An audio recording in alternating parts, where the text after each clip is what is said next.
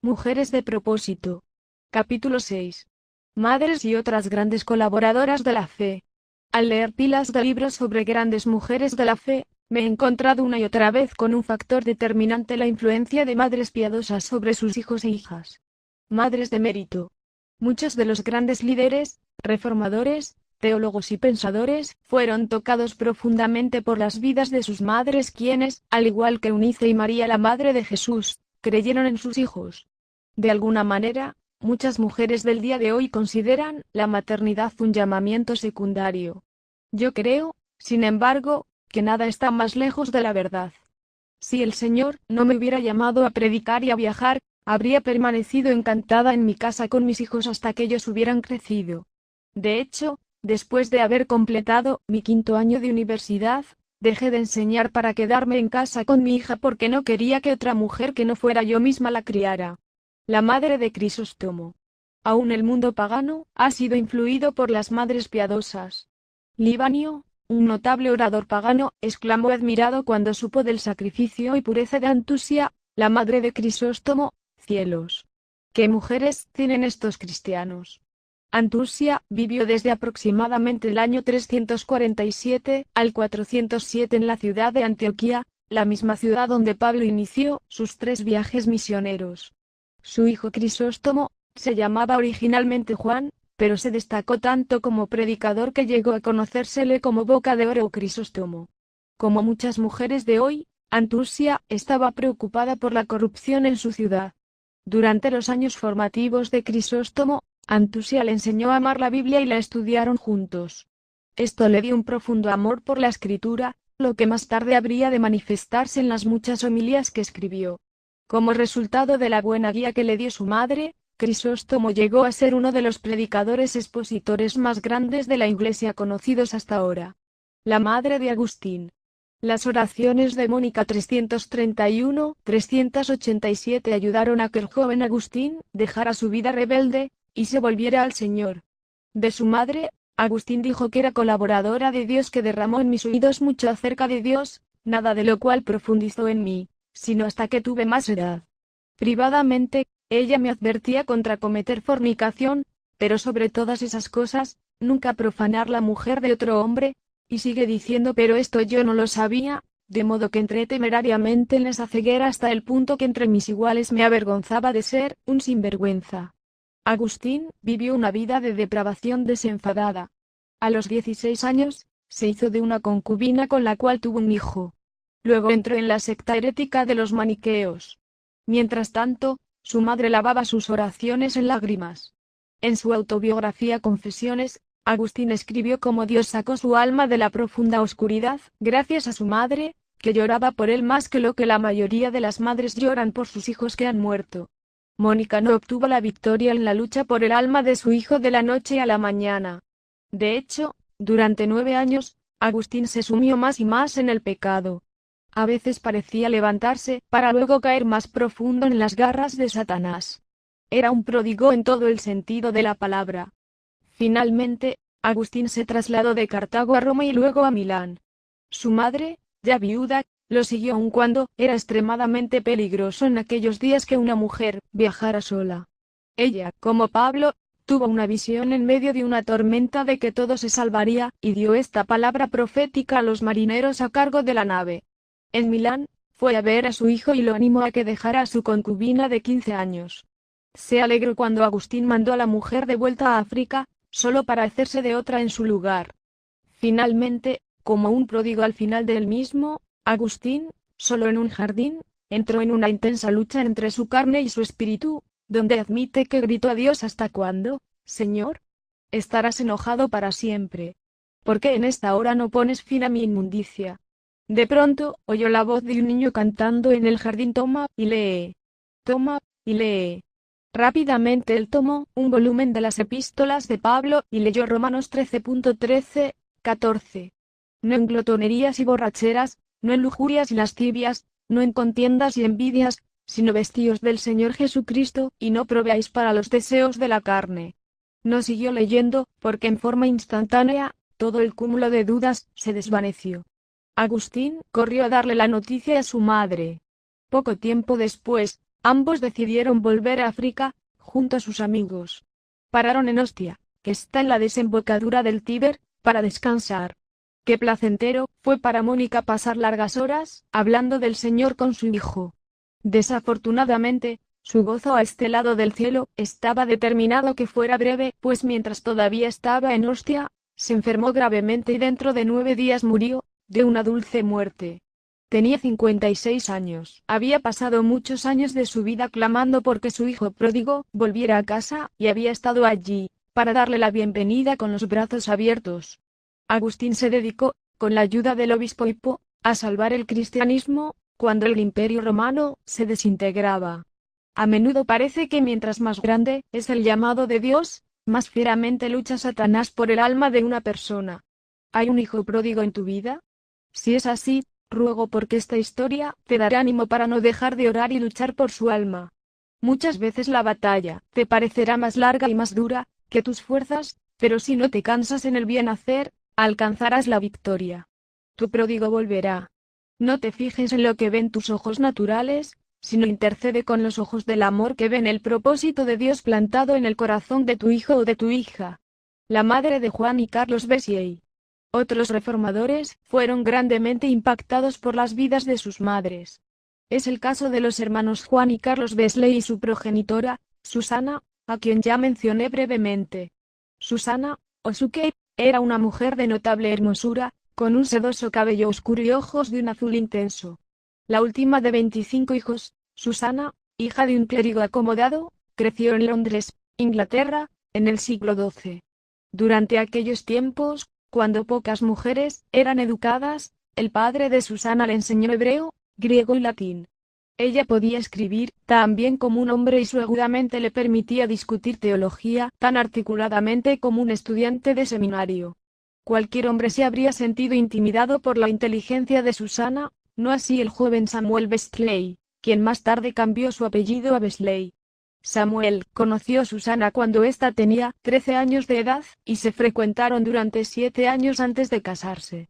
Susana y Samuel tuvieron un tormentoso matrimonio, por decirlo menos. Él llegó a ser un soñador manirroto, que los mantuvo endeudados la mayor parte de su vida. Tuvieron 19 hijos, 9 de los cuales murieron. Su casa se les quemó más de una vez y Samuel abandonaba a Susana por largos periodos de tiempo. En medio de toda su pena, Susana educó en casa a sus 10 hijos, enseñándoles a leer hebreo y griego y a memorizar la escritura. También encontró tiempo para invertir 1 hora al día con cada uno de sus hijos separadamente para conocerlos y poder identificar sus sentimientos. Como una maestra rigurosa, puso estándares altos para sus hijos, no permitiéndoles usar lenguaje vulgar o fallar en sus estudios. Susana llamaba a esto su método de organizar el día. Este término debe de haber tenido un impacto tan grande sobre sus hijos, que 2 de ellos más tarde llamaron al nuevo mover de Dios, metodismo. Uno de sus momentos de mayor angustia fue ver a su hijo menor, Jackie, en una habitación superior de su casa mientras ésta era presa de las llamas. Algunos jóvenes labriegos se pararon unos sobre los hombros de otros, hasta que lograron rescatarlo y salvarlo de morir quemado. Jackie habría de transformarse, con el tiempo, en el gran reformador Juan Wesley. A pesar de todas sus fallas, su esposo, Samuel, era un firme creyente que Dios quería enviar un avivamiento a Inglaterra, y oraba diligentemente en tal sentido. Por sobre sus grandes errores, Samuel disfrutó del amor de su esposa Susana, quien lo amó todos los días de su vida. Increíble para una mujer con tanto conocimiento de Dios, Susana en realidad no lo conoció como su Señor y Salvador personal sino hasta el final de su vida terrenal.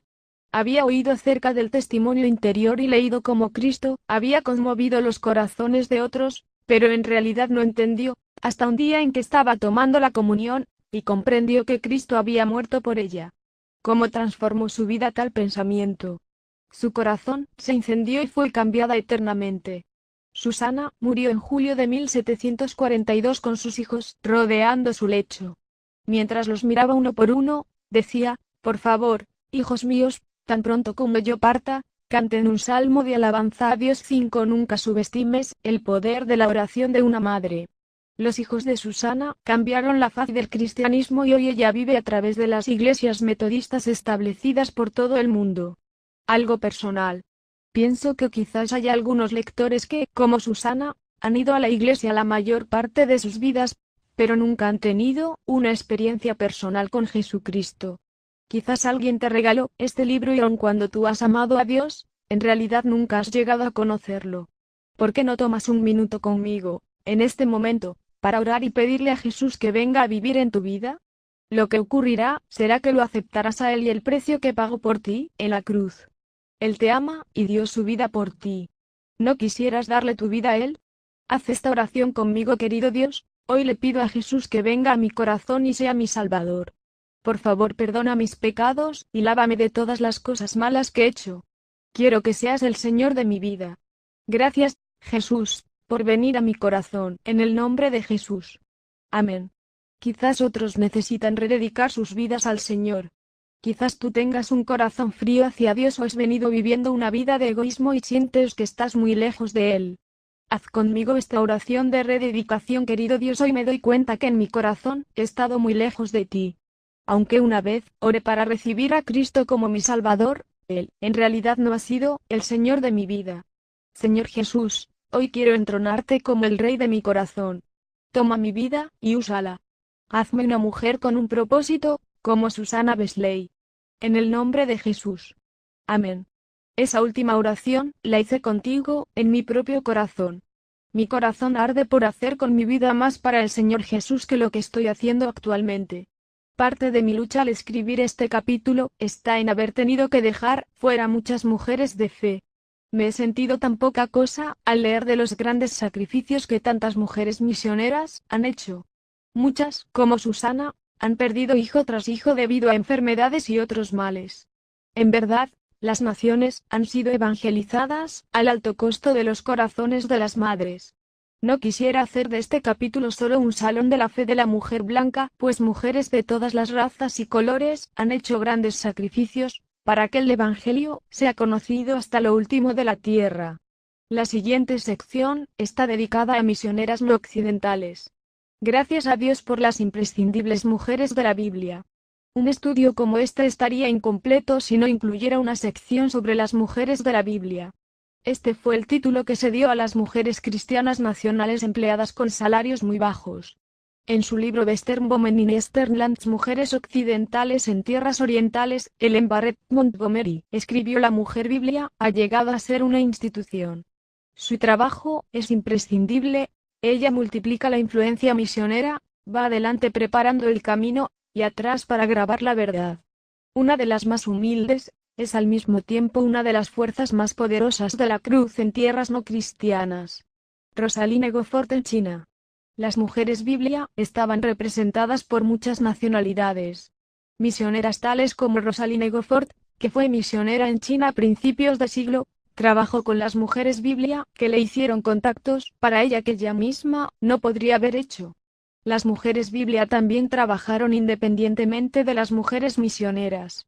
Estas mujeres eran incansables y a menudo tuvieron que enfrentar tremendas presiones familiares.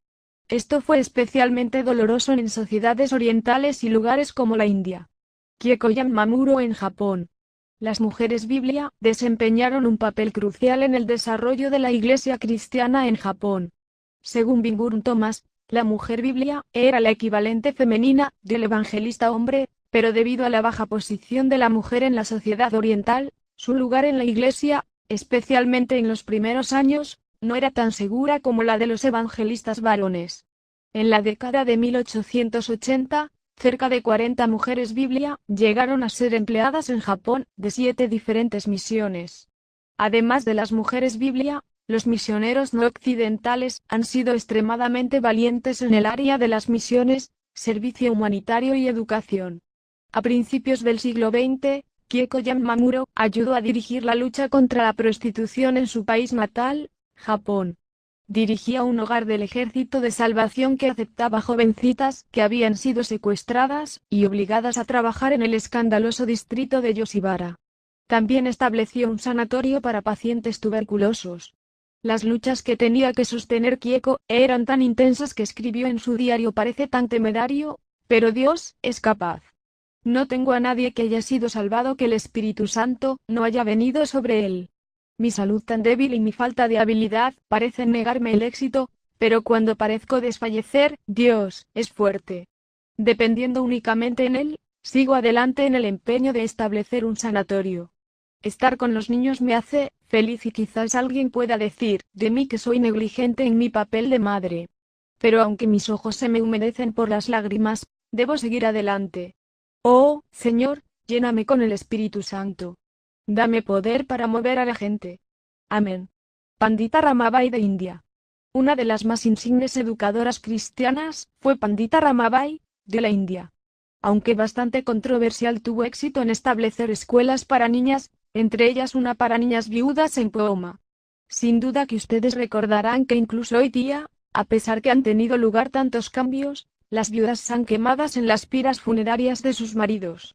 El concepto de educación para mujeres en la sociedad hindú era extraño al pensamiento de escritores e intérpretes, quienes afirmaban las mujeres de las castas alta y baja, en cuanto a clase social, eran malas, muy malas, peores que demonios, tan impías como infieles, y no podían lograr el moksha, como los hombres. La única esperanza para que alcanzaran tan ansiada liberación del karma y sus resultados era la adoración de sus maridos. Se decía que el marido era el dios de la mujer, no hay otro dios para ella. 8. El trabajo de Ramabai creció, especialmente durante la hambruna de 1900. En ese tiempo, más de 1000 niñas recibieron a Cristo y el trabajo experimentó el mayor avance. Ella anhelaba profundamente un avivamiento y amaba su país y su cultura. Ramabai creía que era su responsabilidad hacer que el cristianismo se conociera en su cultura. Aunque fue una pionera, y seguramente cometió algunos errores en su camino, Dios la usó en forma poderosa en su propio país. Armikar Michael, una misionera occidental. Aunque Armikar Michael es una misionera occidental, ningún capítulo como este estaría completa si no se mencionara su trabajo en la India.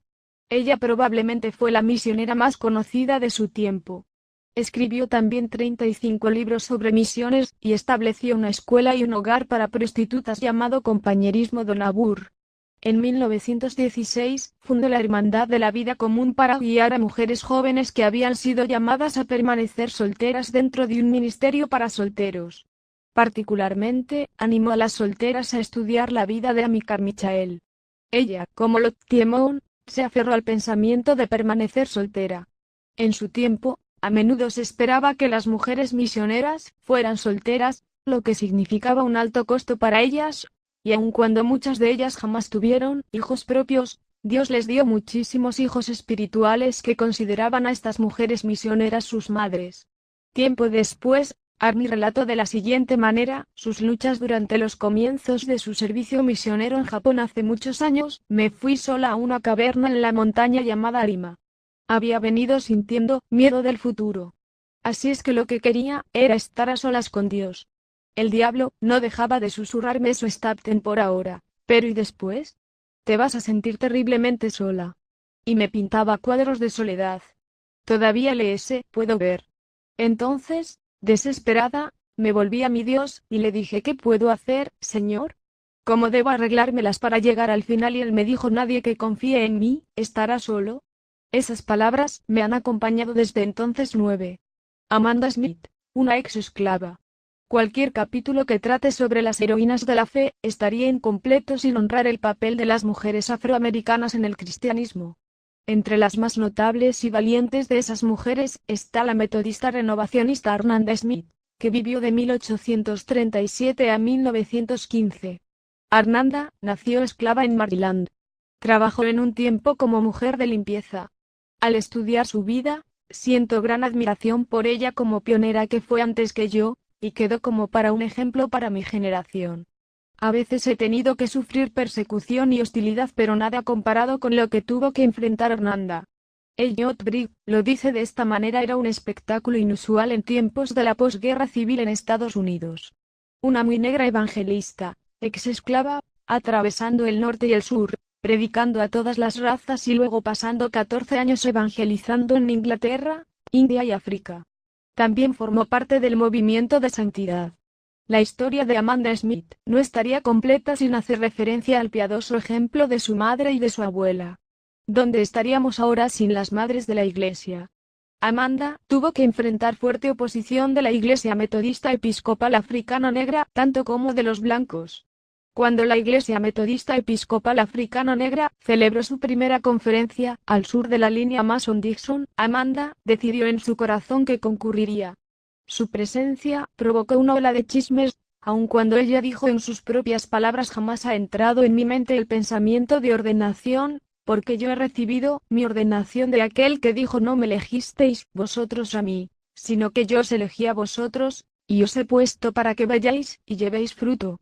Oh, querida Amanda, tus hermanas a través de las edades y las de hoy día responden a tu declaración con un gozoso amén, hermana, amén. Si no es Dios quien nos llama, entonces ¿por qué habríamos de querer decir sí para ser colaboradoras del Señor? Colaboradoras, santas que lucharon con el llamado. Al estudiar a las mujeres de Dios a lo largo de los siglos, hay un tema notoriamente unificador: la mayoría de ellas, como yo, fueron extremadamente reacias a transformarse en mujeres ministros o a aceptar cualquier clase de papel de liderazgo en la Iglesia. No fue fácil entonces, y aunque mucho ha cambiado desde los tiempos de Amanda Smith, hoy día sigue no siendo fácil. Nos referiremos más extensamente a esto en capítulos siguientes. Debido a que muchas más mujeres de fe merecen estar en este libro, es con cierta angustia que cierro mencionando solo con unas pocas heroínas contemporáneas. Te sugiero que compres algunos de los excelentes libros escritos sobre este asunto, revisa la bibliografía y que te busques en sus páginas. También te sugiero que leas sus historias a tus hijos e hijas. Necesitamos ejemplos de madres de fe, tanto como de padres. Los pastores deben predicar sobre estas heroínas desde sus púlpitos e inspirar a las generaciones que van surgiendo con sus ejemplos. Las últimas mujeres mencionadas en este capítulo han impactado grandemente mi vida.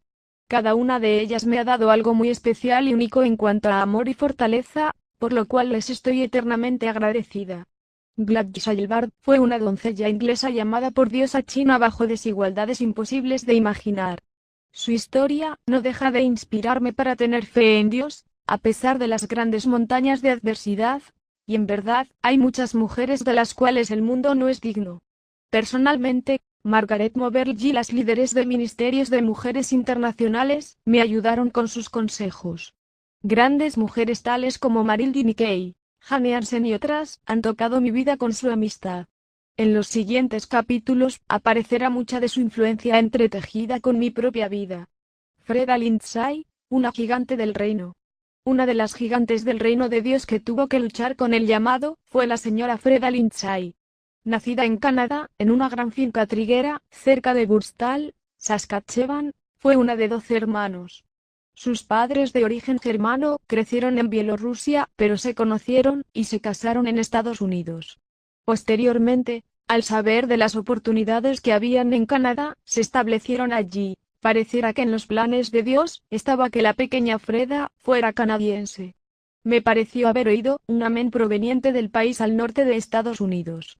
Aunque Freda quería fervientemente ir a la secundaria, su padre pertenecía a la vieja escuela que cree que las mujeres no necesitan educarse. Afortunadamente, con la misma tenacidad con que actuó más tarde en la vida, convenció a su madre de que podría encontrar un trabajo si hablaba con su padre acerca de su educación. No nos sorprende que Freda encontrara un trabajo y pudiera irse a vivir a la ciudad para asistir a la escuela. Posteriormente, visitó a su hermana, que le habló de unas reuniones de avivamiento que estaba llevando a cabo un joven evangelista llamado Gordon Lindsay. En su libro Los secretos de mi diario, ella cuenta de la lucha que sostuvo para aceptar a Cristo. Como no tenía nada mejor que hacer, asistí a la campaña esa noche. Cuando se dio la invitación a aceptar a Cristo, aunque bajo convicción por el Espíritu Santo, yo era demasiado orgullosa como para pasar adelante, sabiendo que la gente en la iglesia estaba al tanto que yo venía de una familia cristiana. Me engañé a mí misma, pensando que ellos creían que yo era cristiana.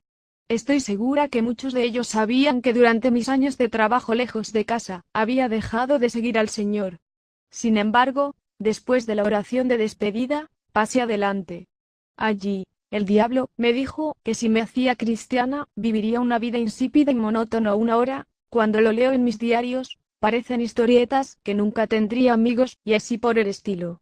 De todas maneras, con el Espíritu Santo luchando con mi alma, Rendí mi vida al Señor esa noche y fui gloriosamente convertida. Esa noche en el altar, Freda oyó que el Espíritu Santo le decía que un día Gordon llegaría a ser su esposo. 5 años después se casaron. Gordon era bastante romántico, como lo demuestran sus cartas. Como Gordon estaba pastoreando una iglesia en San Fernando, California, fue sumamente difícil para la pareja esperar el día de la boda. Una de sus cartas me parece excepcionalmente significativa. San Fernando, California, septiembre 3, de 1937. Queridísima Freda, se dice que los 7 años que Jacob tuvo que esperar por Raquel, le parecieron unos cuantos días, pero quiero que sepas que estos 2 meses me han parecido años. Sin embargo, cada vez que pienso cuán poco falta, siento como si alabara al Señor, porque sin duda que Él me ha dado la mujer entre miles a la que realmente amo. El Dr. Jeffries podrá unir el vínculo, pero tú ya estás unida a mi corazón inseparablemente. Tu amado, Gordon. Las vidas unidas de Freda y Gordon han estado lejos de ser aburridas, como alguien pudo haber imaginado. Podrían escribirse volúmenes acerca de su trabajo durante los días de la Voz de Sanidad, cuando trabajaban con grandes hombres y mujeres de Dios como William Branham, y otros. El Señor los llevó a comprar un viejo club nocturno en Dallas, Texas, y dio a Gordon la visión de establecer un instituto bíblico, al que llamó Instituto Cristo para las Naciones, ICPN. Mi hermana y mi cuñado son graduados de ese instituto, de modo que mi propia familia se ha beneficiado grandemente, así como mi pastor, Dud Chetz, y muchos otros amigos en el ministerio. Marzo de 1973 fue, como era usual, un mes muy ocupado para los Lindsay, por entonces ya padres de 3 hijos, 2 niños y una niña. Hacia el final del mes, cuando fueron al lago, Gordon quiso que se leyera Primera de Corintios 15 para las devociones familiares. El capítulo se refiere a la resurrección de los muertos, lo que es particularmente interesante para mí porque cuando fui a recoger las cosas de mi padre después de su muerte, este era el único pasaje subrayado en su Biblia. El I de abril de 1973, Gordon Lindsay fue trasladado a la gloria mientras estaba sentado en la plataforma del ICPN. Freda y Gordon habían estado casados 35 años. La Voz de Sanidad, una revista dedicada al avivamiento y milagros que surgían del movimiento, comenzó el 1 de abril de 1948. Freda empezó a recibir mensajes proféticos por parte de respetables líderes, que le aseguraban que el manto de Gordon había caído sobre los hombros de ella, y un día después del funeral, la junta del instituto votó para que ella sucediera a su esposo. El peso de la responsabilidad de tan grande trabajo para el Señor cayó sobre sus hombros, apagando aparentemente su pequeña llama. Dentro de Freda Lindsay, sin embargo, vivía un gran Dios a quien ella había servido sin reservas desde aquella noche en que se arrodilló en el altar en Portland, Oregon. Después del funeral, Freda informó después que familiares y amigos regresaron a sus hogares. Yo quedé sola con Carole, su hija. Al día siguiente, al querer levantarme de la cama, descubrí que no tenía fuerzas para hacerlo. Me acosté de espaldas y llamé a Carole. Le dije que el trabajo era demasiado grande, que la responsabilidad de nuestro trabajo misionero, que estaba alcanzando a más de 100 países, era mucha, que terminar de construir el edificio del instituto, que las 300 iglesias nativas que por ese tiempo estábamos ayudando a construir, que el instituto bíblico en Selea, Jordania, que apenas habíamos comenzado a levantar, que todo eso era más de lo que yo podía llevar. Carole me dijo: madre, vamos a orar. Y vamos a vivir de día en día. El Señor te va a dar fuerzas para hoy. Me arrastré fuera de la cama y caí sobre mis rodillas. Durante un tiempo permanecí así, lamentándome por mi incapacidad ante lo inmenso del trabajo, cuando de repente el Espíritu Santo se hizo cargo de la situación. Me bañé, me vestí y me fui al trabajo. Y el Señor me ha provisto cada día de las fuerzas que necesito para todas las necesidades que se han presentado. Mientras escribo estas líneas, la señora Freda Lindsay tiene 83 años y sigue viajando por todo el mundo. El Instituto Cristo para las Naciones ha levantado 10.000 iglesias nativas en países del tercer mundo, tiene 40 institutos bíblicos afiliados, y por las puertas de estos institutos han pasado 26.000 estudiantes. Algunos pesimistas querían que después de la muerte de Gordon, las puertas del instituto se cerraran por 6 meses. Supongo que se equivocaron, no lo creen. Todo porque una pequeña niña nacida en una familia de 12 personas dio todo su corazón, alma y mente a amar y servir a su amado Salvador. Eveldine Christensen, un cuadro de humildad y virtud. Cuando pienso en las mujeres que he admirado a través de los años, al tope de la lista está Eveldine Christensen. Pocas mujeres han hecho más que ella para activar la oración. Es una mujer tan real como cualquiera que hayas conocido jamás. La llamé cuando estaba pasando a través de un valle profundo y sus palabras me dieron gran aliento. Eveldine encontró a Cristo cuando tenía 9 años, y en 1967 fue llamada al ministerio de oración, cuando el Señor le habló a través de Apocalipsis 3.8: Yo conozco tus obras, he aquí, he puesto delante de ti una puerta abierta, la cual nadie puede cerrar, porque aunque tienes poca fuerza, has guardado mi palabra, y no has negado mi nombre. Al principio, cuando se le pidió que dirigiera un experimento en su iglesia sobre lo que realmente ocurre cuando las mujeres oran, ella pensó que el Señor la necesitaba por unos 6 meses. No se imaginaba que el tiempo se habría de extender hasta hoy, cuando ha ministrado durante 30 años. Eveldine ha pasado a través de muchas pruebas de fe con su propia familia, pero a través de todas ellas ha visto la bondad de Dios. Ha salido victoriosa por haber aprendido a orar la palabra. Su enseñanza sobre la oración ha circundado el globo. Pocas mujeres han enseñado la Biblia con más profundidad y pasión que Eveldine. Sin embargo, a pesar de todo esto, se ha mantenido humilde y alcanzable. Una de las más grandes contribuciones que ha hecho al cumplimiento de la Gran Comisión vino a través del manual de entrenamiento sobre oración para la evangelización que escribió para el Anno Domini 2000 Bomelstrack. Eveldine recibió un llamado al ministerio en la India, pero en realidad, 30 años antes, ella había participado en el cumplimiento de ese llamado. Su programa de radio se había estado transmitiendo en la India en hindú e inglés por cerca de 18 años, y Dios la había usado poderosamente para penetrar ese país con el mensaje de Cristo. Estoy segura que esta querida heroína del Señor fácilmente podría decir a otras: sed imitadores de mí, así como yo de Cristo, aunque ella seguramente no querría jamás decir eso de ella misma. Gracias a Dios por su ejemplo a mi generación. Bonette Britt, su visión, mi llamado. Algunas de las mujeres líderes de Dios recibieron el llamado al ministerio a través de la visión que Dios dio a sus esposos. Un día, en una reunión de Focus on the Family enfoque a la familia para Anno Domini 2000 and Beyond del año 2000 después, le pregunté si Dios la había llamado independientemente de su marido. Guardó silencio por un momento, reflexionó, y luego me dijo: Bill recibió la visión de ayudar a alcanzar el mundo para Cristo y que empezara en el ámbito universitario. Asumimos que el llamado de Dios a Bill era también mi llamado. Temerosa de lo que eso significaba, pedí a Dios una respuesta a mi corazón. Bill me llamó cofundadora. Esta gran mujer, sin embargo, no es solo escritora, sino que también fue usada por Dios junto a otras para convocar al Gran Congreso de Oración en 1984, el cual algunas personas creen que fue el comienzo, en algunos sentidos, del movimiento de oración que hoy día circunda la tierra. Corinthia Boone. Ningún capítulo sobre las heroínas de la fe podría considerarse completo sin honrar a la doctora Corinthia Boone, una de las líderes afroamericanas más grandes de los tiempos modernos. Durante muchos años, ella ha sido una buena amiga de Mickey y yo la admiro profundamente. Corinthia nació en el condado de Prince George, Maryland. Por el lado de su madre, fue bautista y por el de su padre, pentecostal. Cuando tenía 8 años, tuvo una experiencia que marcó su vida para siempre. Un día, mientras estaba sentada en la parte de atrás de la iglesia, se vio de pronto inmersa en la presencia de Dios. Para decirlo en sus propias palabras, Dios había respondido a mi deseo de conocerlo. El cambio que experimentó se hizo evidente y a menudo era llamada al altar para guiar a la congregación en oración. Como es usual, el Espíritu Santo la guió en una manera que confirmó el que sería su primer ministerio de oración. El impacto de este toque de Dios fue profundo y duradero. Con su voz que parece cantar con el gozo del Señor, Corinthia me dijo después de esa experiencia: los árboles cantaban y para mí nada era igual que antes.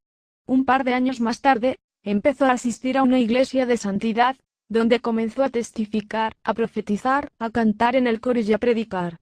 Cuando oí esta historia, pensé, no es de extrañar que Jesús haya dicho: dejad a los niños venir a mí. A menudo, los niños son subestimados en cuanto a sus capacidades. El Señor permitió que esta poderosa pionera de Dios obtuviera su bachillerato en Ciencias de la Educación en la Universidad Estatal Bowie, más tarde, su maestría en Supervisión de Administración de la Universidad Bíblica de Baltimore, un certificado de escuela bíblica y por último, un costosamente conseguido doctorado en filosofía con énfasis en consejería de la Universidad Unión. Las pruebas han arado grandes surcos en mi espalda, pero sin esos surcos no habría habido lugar para la semilla. Sin la apertura de la semilla no habría podido caer en la tierra y producir fruto. Doctora Corinthia Bone. Durante años, Corinthia trabajó con el obispo Meares en el Evangel Temple en Washington, D.C., y ayudó a establecer su departamento de escuela dominical, así como trabajar en otras áreas de la iglesia. En esa iglesia comenzó como mujer hasta que un día fue ordenada anciana. En 1985 fue propuesta por unanimidad para ser la presidenta del Día de Oración Nacional del Gran Washington. Ha fundado Juntos el Ministerio Internacional, un compañerismo de pastores que buscan nuevas relaciones, amistad e inspiración en un formato multicultural, un oasis de frescor a través de la oración de adoración. Su ministerio, la International Christian Host Coalition, es un grupo de líderes multiétnico comprometidos con la transformación de la comunidad. Este ministerio es la sombrilla para Juntos el Ministerio Internacional y el Día de Oración Nacional del Gran Washington. Le pregunté a Corinthia si quería compartir algo con los que fueran a leer este capítulo. Empezó citando Salmos 129.3: sobre mis espaldas araron los aradores, hicieron largos surcos. Y luego dio la siguiente explicación: las pruebas me han enseñado más que cualquier otra cosa en la vida. Las pruebas por las que he pasado han arado largos surcos en mi espalda, pero sin estos surcos no habría habido lugar para la semilla. Sin que la semilla se hubiese abierto, no habría podido caer en la tierra y producir fruto. Sí, he tenido muchas pruebas, pero siempre he sabido que solo harían que produjeran más fruto. Corinthia, mi amiga, o quizás debiera decir la doctora Corinthia Bone, B.S., M.S., Ph.D., te ensalzo por tu valentía. Eres una auténtica pionera y una heroína de la fe con muchas lecciones para la gente de todas las etnias. Te saludo por no haberte amargado ante las tormentas de la vida. Gracias por tu ejemplo. Fuchsia Pickett. La doctora Fuchsia Pickett nació en el área rural de Irisburg, Virginia. Pareciera que a través de toda su vida, Fuchsia fue una persona que en las cosas que hizo se adelantó a su tiempo, fiel a su naturaleza profética. Graduada de secundaria a los 16 años, se casó con su primer marido, George Parris, apenas salida del colegio. A los 17 años, dio a luz a su primer hijo, Darrell. Fuchsia fue arrullada en una cuna metodista. Cantó en el coro de la Iglesia Metodista Unida, fue una fiel maestra de la escuela dominical y de la escuela bíblica de vacaciones, pero no conocía a Jesús personalmente. Finalmente, un joven amigo presbiteriano empezó a orar por su salvación. En un culto de avivamiento, el Espíritu Santo la tocó en una forma poderosa, mientras cantaba el himno Estoy bien con mi Dios. Más tarde, hubo una ocasión en que Fuchsia tuvo una visita soberana. En sus propias palabras: estaba en mi cuarto esperando que George llegara del trabajo. Mientras estaba recostada en la cama, oí una voz que en un tono más alto de lo normal me llamaba. Me incorporé y respondí con una pregunta: sí. Mientras permanecía sentada por un momento, tuve la sensación que el cuarto estaba lleno de la presencia de Dios. No hubo respuesta, así es que me volví a recostar. Unos momentos más tarde, despierta, oí aquella voz que me llamaba de nuevo. Pensé que era la gente que vivía en el piso superior de nuestra casa, así es que me levanté y miré por la escalera, pero no vi a nadie, ni sentí ruido alguno. Allí no había nadie. Volví a la cama y me acosté de nuevo. Y por tercera vez oí la voz que pronunciaba mi nombre. Me bajé de la cama temblando. Pregunté: ¿eres tú Dios? Él dijo: sí, Fuchsia. Quiero que prediques y enseñes mi palabra. Aunque no sabía cómo, ni cuándo, ni dónde cumpliría el mandato que me daba, esa noche me rendí a él. Era esposa y una madre joven. Me pareció que no habría forma en que pudiera prepararme para predicar el Evangelio. Pero Dios siempre provee donde Él ha dado órdenes a un corazón obediente. El Señor proveyó para su educación en la escuela bíblica de la Universidad Aldersgate, y trabajó como graduada en la Universidad de North Carolina. Él hizo camino donde no había nada. Fucsia pasó por muchas pruebas. Muchos miembros de su familia murieron de una enfermedad hereditaria de los huesos que también la atacó tarde en su vida. El Señor la sanó milagrosamente y luego la usó en un poderoso ministerio de sanidad. La doctora Fucsia Pickett tiene una relación íntima y profunda con el Espíritu Santo. Él le ha hecho muchas y poderosas visitas y le ha enseñado sus verdades que han sido de una gran bendición para el cuerpo de Cristo. Ella nunca ha dudado en su caminar con el Señor, aun cuando su primer esposo murió mientras lo sometían a cirugía. Más tarde, el Señor le dio al Leroy Pickett, quien ha estado fielmente a su lado en su ministerio por muchos años. En 1963, el Señor le dio a Fucsia una visión de una planta hidroeléctrica con muchos torrentes que iban a verter su agua en un río de Dios. Este fluía de la Iglesia Universal. El río se canalizaba en grandes transformadores desde 5 puntos geográficos en los Estados Unidos. Se instaló tubería subterránea y el Señor le dijo: cuando las tenga todas conectadas, voy a tirar del interruptor. El Señor le mostró las redes que se están formando en el día de hoy. Por debajo de la gigantesca planta de poder Fucsia, vio un campo listo para la cosecha que se extendía cubriendo todo el mundo. El Señor le dijo que cuando las aguas de esta planta de poder fueran liberadas, habría sanidad para el cuerpo, para el alma, es decir, las emociones y el espíritu. Finalmente, el Señor le mostró a Fucsia que la Iglesia debe liberarse de prejuicios, denominacionalismos, culturas, costumbres y tradiciones. Esta visión es asombrosamente similar a la Iglesia de hoy día. Las barreras entre denominaciones están cayendo, y muchos están trabajando juntos en proyectos para alcanzar a los aún no alcanzados. Un mover de reconciliación está ocurriendo entre las razas que traerá gran sanidad a las naciones de la tierra. Sin duda que la mano del Señor está poniendo en su punto todo, para liberar un avivamiento jamás experimentado por los seres humanos. La doctora Fucsia Pickett obedeció el llamado de Dios en una época cuando era insólito que una mujer se parara en el púlpito. En el momento que se escribe esto, ella está en sus 80 años, y sigue viajando y enseñando la palabra de Dios a todo vapor. Nunca ha decaído en su llamamiento y es por eso una verdadera heroína de la fe. Incluyo en este capítulo a 2 mujeres más, no tanto por sus ministerios en el púlpito, sino por el impacto que han hecho en mi vida.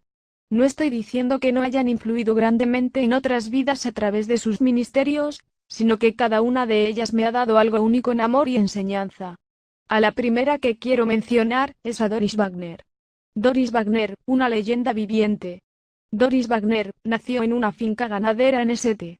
Jonesville, estado de Nueva York. Su padre era un inmigrante alemán que se había establecido muy cerca de esta población de 1500 habitantes. Esta historia prueba que nosotros nunca deberíamos menospreciar el día de los pequeños comienzos, porque un día la pequeña Doris crecería y llevaría al Señor a un joven que se estaba graduando en fincas ganaderas y cuyo abuelo había sido el médico del pueblo en East Jonesville. Me preguntó si Doris alguna vez soñó cuando era una adolescente con quien se habría de casar un día. Cualquier sueño que pudo haber tenido, sin duda que no pasó por el hecho que ayudaría a establecer una organización que influiría al mundo entero en oración. Un día, Doris fue a una finca en otro pueblo, y vio a un joven ordeñando una vaca. Era el año 1949. Este joven quedó prendado de los ojos de Doris, pero los dos pertenecían a mundos distintos. Él era un jugador y un bebedor, en tanto que ella era una cristiana comprometida que una semana antes había entregado su vida a Cristo. Aunque Doris le habló del Señor, el joven no mostró mucho interés en aceptar a Cristo. Era claro que si lo hacía tendría que renunciar a la vida que llevaba en la casa de la fraternidad en la Universidad Rutgers. Este joven tenía una mente tan brillante que podía manejar todas las posibilidades en el póker, lo que hacía de él un ganador perpetuo. En realidad, el juego le estaba proveyendo el dinero para estudiar. Finalmente, el amor y el Señor ganaron en la batalla por su alma, y él le pidió a Doris que fuera su esposa. Ella, mirándolo fijamente a los ojos, le dijo: no puedo. Soy una creyente y prometí al Señor que solo me casaría con un cristiano. Él entonces respondió: bueno, ¿cuánto toma hacerse cristiano? ¿Me podrías decir cómo llegar a serlo? En un momento, le dijo ella: pero antes debo decirte algo más. También he dado mi vida a Cristo para ser misionera, dijo él. ¿Qué es eso? Cuando ella le explicó, él dijo: me temo que yo también voy a tener que ser misionero. De modo que entregó su vida al Señor, transformándose en un exjugador y un exbebedor. Esto ocurría en enero de 1950. Es probable que algunos de ustedes se estén preguntando acerca de la validez de sus motivos, pero los años han probado que su experiencia tuvo que ver con algo más que simplemente una linda cara y unos coquetos hoyuelos en las mejillas. El Dr. Cien, Peter Wagner, fue con su esposa Doris a Bolivia, donde sirvieron como misioneros por 16 años. Luego regresaron a Estados Unidos, y pasaron los siguientes 25 años en el seminario Fuller, donde Doris sirvió como la secretaria personal de Peter antes que lanzaran su Global Harvest Ministries. Global Harvest Ministries fue fundado para coordinar el United Prayer Track del movimiento A.D. Lo and Beyond. En 1996, Doris y Peter trasladaron su ministerio desde Pasadena, California, a Colorado Springs para llegar a ser socios fundadores del World Prayer Center. Además de servir como directora ejecutiva de Global Harvest, Doris también lleva adelante un ministerio de liberación y predicación. Para muchos alrededor del mundo, es afectuosamente conocida como Mami. En aquellos días cuando fui a Argentina, y me mantuve ocupada echando fuera demonios a diestra y siniestra, preparando el camino para un avivamiento en ese país, Doris fue mi compañera. Es una leyenda viviente y una de las heroínas de la fe. Muchas mujeres hicieron el bien, pero tú sobrepasas a todas. Proverbios 31.29. La última, pero de ninguna manera la menos importante de las grandes mujeres a la que me quiero referir en este capítulo, es mi propia madre, Eleanor Johnson Lindsay. He dedicado este libro a ella, porque soy lo que soy gracias a sus oraciones y a que creyó en mí. Cuando pasé por tiempos duros, aunque nunca rebeldías profundas, ella siempre estuvo a mi lado. Conoció a mi papá cuando era presbiteriana. Cuando él le dijo que había recibido el llamado para ser un ministro, ella lloró. Ser esposa de pastor no era la idea de una vida divertida, pero él quería ser un ministro bautista, lo que quería decir que tendría que abandonar su iglesia presbiteriana y bautizarse de nuevo. Las noticias eran agobiantes. Mamá es una mujer valiente, por tanto sus lágrimas son de corta vida. Después que papá se hubo graduado en Baylor, mamá y papá fueron al Southwestern Seminole en Fort Worth, Texas.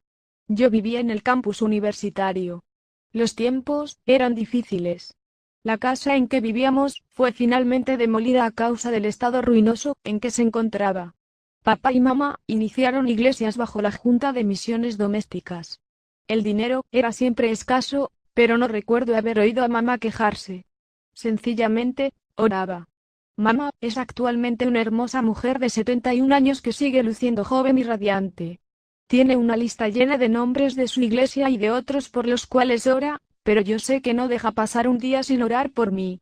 Gracias, mamá. No podría hacer lo que hago sin ti. Eres la mejor mamá en el mundo entero. Si te gusta este audiolibro, suscríbete y ayúdanos a seguir subiendo más audiolibros, comparte y bendice a otras personas. El 90% de nuestra audiencia no se suscribe, pero escuchan nuestros audiolibros. No cuesta nada y ayuda muchísimo. Suscríbete y recibe notificaciones de nuevos libros que estaremos subiendo. Tenemos más de 1000 libros para compartir contigo.